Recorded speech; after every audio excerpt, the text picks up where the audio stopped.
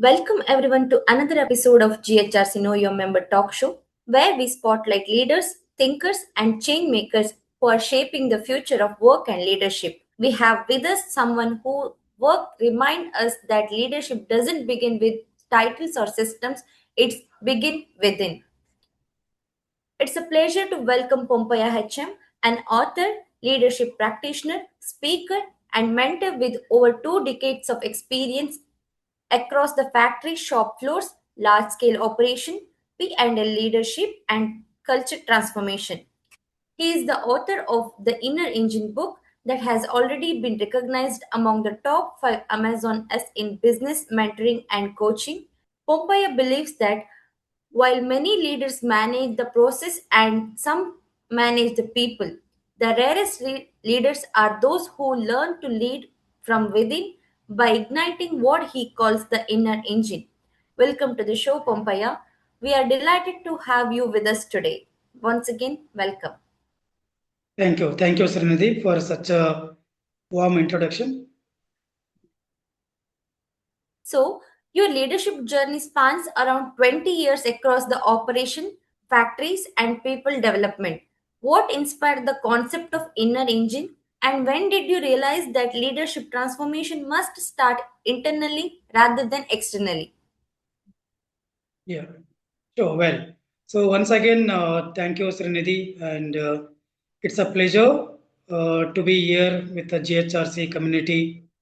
So I have spent most of my lifetime, okay, with the factories, leadership rooms, and conversations about performance and what I have learned over 2 decades. Spending time with the people is the every system and strategy. So there is a common factor is human being who is behind these things. So I'm really looking forward to have these meaningful conversations with you and share my thoughts and experience. So whatever I spent in the factory floors for last 2 decades with the ups and downs, whatever I seen in the journey, career journey. So coming to your first question, it's very interesting and also it is very closer to my heart, the origin of the inner engine. So I realized results change when uh, the person the inside the role got changes.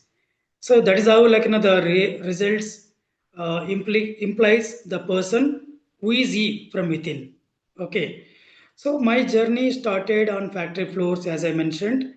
So with the machines, targets, KPIs, under pressure situations. So initially I believed the leadership was about systems and discipline, but over time, so I saw something very interesting. So the two leaders with the same systems and same what I can say process, so produced a completely different set of results and cultures. So that's when it hit me. The real engine wasn't the process or goals; it was the person who is running it. So I remember one situation early in my career. So we had strong SOPs. It's the plant operations when I was working in the plant production areas. So we have a strong SOPs, clear targets, proper monitoring of every KPIs. So everything looked perfect on the paper, but one shift had energy, ownership, and teamwork, while another shift, so in the second shift, had only a compliance. The system was the same with both the shifts, but the difference was the leaders who are presenting, representing that both the shifts and the emotional stability of the leader. So that was the first practical lesson that culture is not created by documents. That's when I realized. So it is created by daily behavior. The inner engine was born when I realized that the leadership transformation doesn't start with the tools or titles. So it starts with the clarity, character, and the inner alignment. So that's how this journey has started, and it converted into 200 pages book, and the world is resonating with all the thoughts which I put it across in the form of reflection questions, frameworks, tools. So yes, this is how like origin of the inner engine. Nice. That gives us a strong context into how this philosophy was born. Yeah. Okay, coming to my next question. Many leaders focus on systems, KPIs, and processes. In your experience, what is the unseen side of leadership that most strongly shapes people, culture, and long term impacts? Yeah, well, so it is very interesting question again. It's unseen side of a leadership. See, what I can say, the people don't follow your KPIs. So KPIs are only set, but they follow your inner state. The unseen side of leadership is who you are when no one is watching you, right? So your emotional reactions, so your attitude towards the situation, your integrity under pressure, so your consistency, these silently shape culture far more than any policy, right? So leaders think they are managing the performance, but in reality, they are broadcasting the behaviors every single day. So, in operations, so again, I want to link it to my journey, the operations, plant operations. We measure output, efficiency, cost. So, these are the few parameters which we measure, but we don't measure the trust, psychological safety, or meaning. See, people may comply with your instructions, right? But they commit only when they feel they are respected and they are seen. So, having said this, your calmness in crisis, okay, your fairness in decision making, and your consistency over time become the real operating system of the organization. And these are few unseen sides of leadership, and everyone has to reflect upon. Yeah, it's very interesting, like how the most powerful aspect of leadership often remain invisible. Now, you have worked closely with leaders at different stages of their careers. What are some common leadership blind spots you have observed, and why do even experienced leaders struggle to recognize them? Yeah. So again, leadership blind spots. See, experience can become a blindfold if reflection is missing, right? So, one common blind spot is believing past success guarantees the future relevance. See, many experienced leadership or leaders stop listening deeply. They rely on the authority the instead of awareness. The challenge is the blind spot are invisible to the persons, those who are having, them. So that's why the inner work, the feedback, and humility are non-negotiable for a real leadership. So another blind spot I want to highlight is uh, I often see the confusion between being busy and being effective.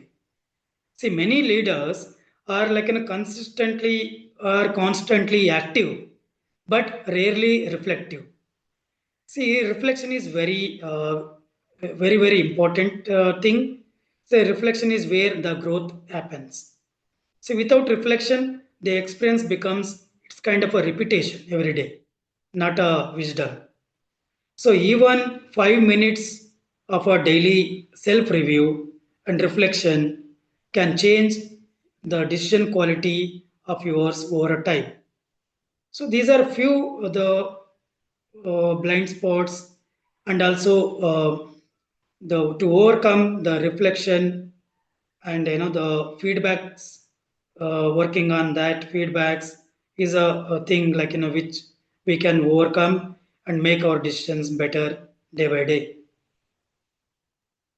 That really highlights the importance of awareness in leadership growth. Now, coming to my next question, GHRC has a strong community of HR and people leaders. How does inner leadership connect with the role of HR professionals playing in building culture, character, and sustainable organization? Yeah, great. See, the inner engine, it all revolves about inner mastery, and the center focal is like a human being, the person behind every strategy or like every decision we make. So, having said this, the HR relevance and also organization relevance, it is a very, very most relevant thing. See, HR doesn't just shape a policy, HR shapes a people who shapes culture, right? So HR professionals are the custodians of culture and character. So that means the when HR focuses only on the framework, the culture becomes mechanical. When HR nurtures the inner leadership, the culture becomes human and sustainable across organizations. So the inner leadership allows the HR to move from managing the complaints to developing a conscious leadership or leaders across the organizations. Today, I'm seeing it, the organizations invest heavily in technology and processes. But the real competitive advantage is conscious leadership. So when leaders become more self-aware, so we see a better collaboration, lower conflict, and more sustainable performance. So the inner leadership is not a soft concept, I can say. It is a strategic capability. So this is how the HR and the organization relevancy that plays a role.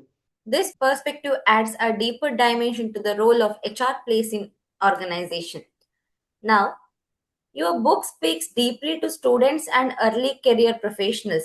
What is the one core message from the inner engine that you believe every aspiring leader should internalize early in their journey? Yeah. So this book, The Inner Engine of Leadership.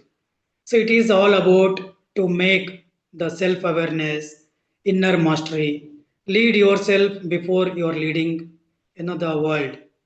So this is for the early career aspiring leaders, students who are seeking a direction, and be it a common man who is the purpose driven and he feels who he feels like the more is meant for a more in his life.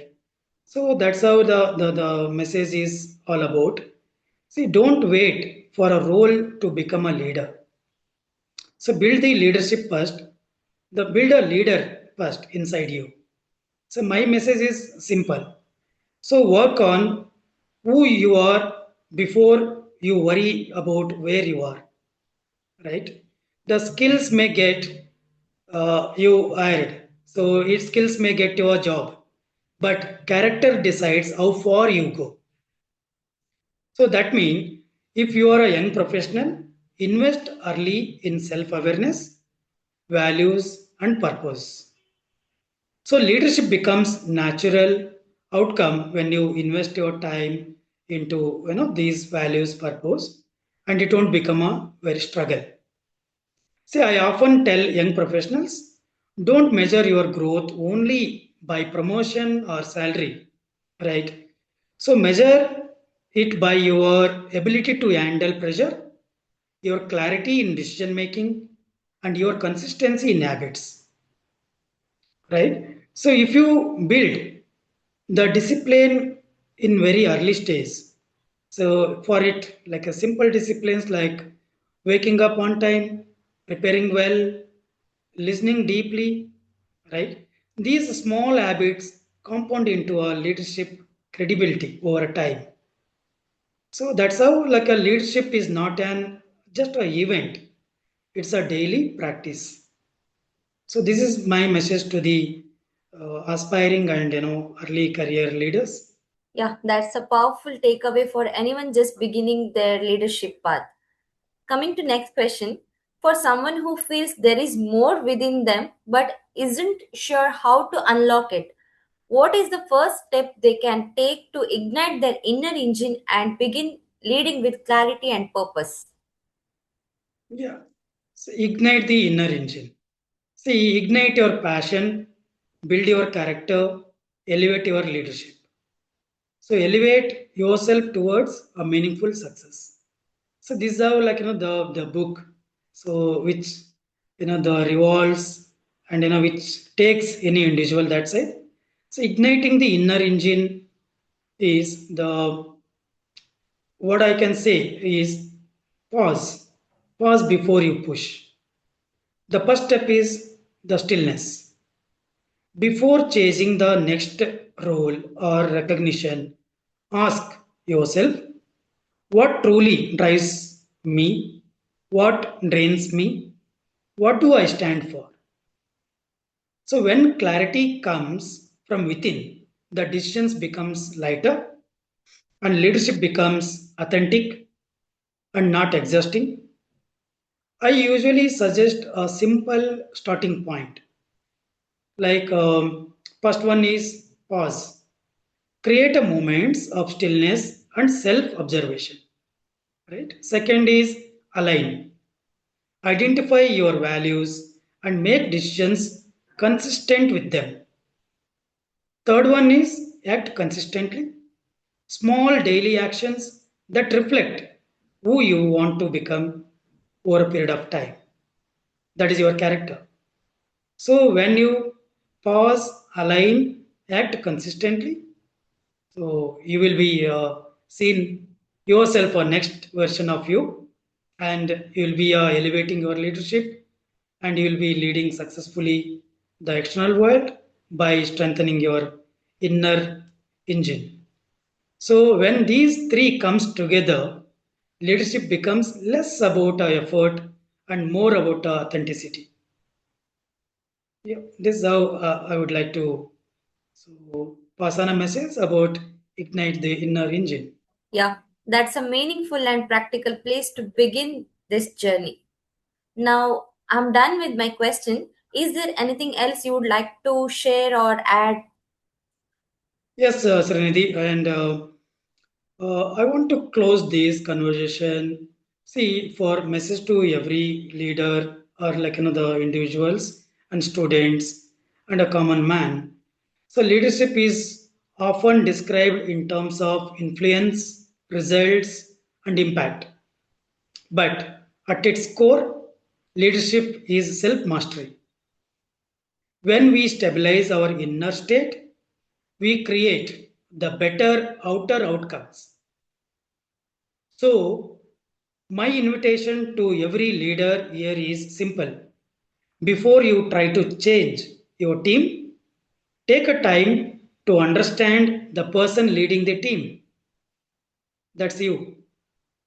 Because sustainable leadership always begins within, and you should reflect on this closing statement, and you will see a more such thoughts and my lived experience of 20 years in my book which I have written.